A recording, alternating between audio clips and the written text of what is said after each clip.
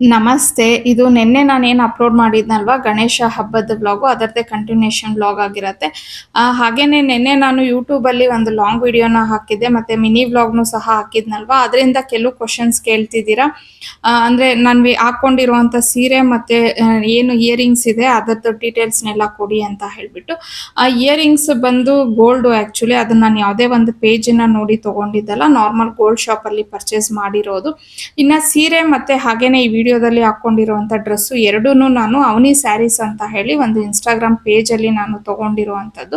So ಆ ಸೀರೆ ಬಂದು ಆಕ್ಚುಲಿ ಜಾರ್ಜೆಟ್ ಮೆಟೀರಿಯಲ್ ಇದೆ, ತುಂಬಾನೇ ಸಾಫ್ಟ್ ಆಗಿದೆ ಮೆಟೀರಿಯಲ್, ತುಂಬಾನೇ ಇಷ್ಟ ಆಯ್ತು ನನಗೆ.